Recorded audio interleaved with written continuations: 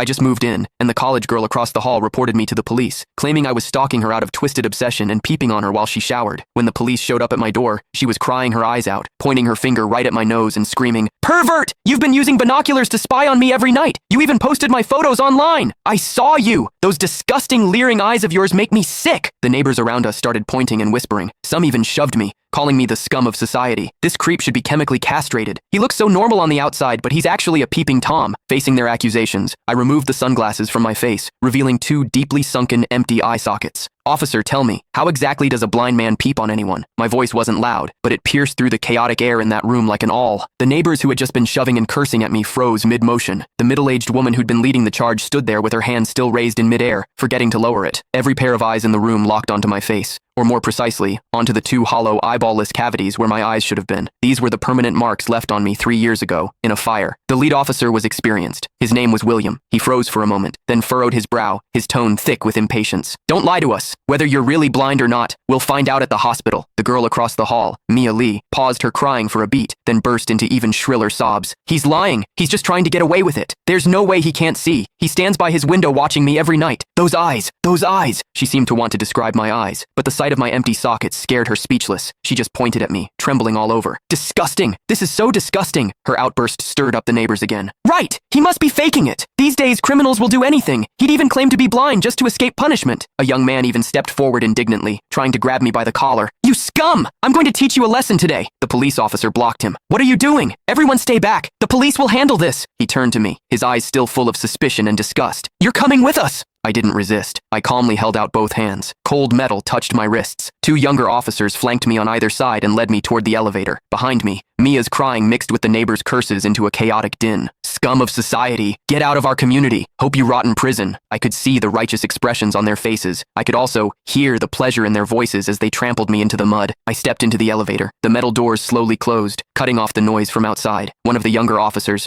probably new to the job, couldn't help but ask me quietly, Are you really blind?" I tugged at the corner of my mouth but didn't answer. The other officer patted his shoulder, signaling him to keep quiet. But I knew that in their minds, the scales had already tipped completely in favor of that tearful young girl. After all, it was a young, pretty, pitiful college student on one side, and on the other, a suspicious man living alone, wearing sunglasses. In their eyes, it was crystal clear who was the victim and who was the perpetrator. What they didn't know was this. Sometimes, what the eyes see is the biggest lie of all. And I, a blind man, had seen something that none of them had. For instance, when Mia accused me, her heartbeat was steady, without a single ripple of genuine emotion. The interrogation room at the police station was harshly lit by fluorescent lights, and the air smelled faintly of mildew. I sat on a cold metal chair. Across from me were William and a female officer taking notes. Name, Lucas. Age, 28.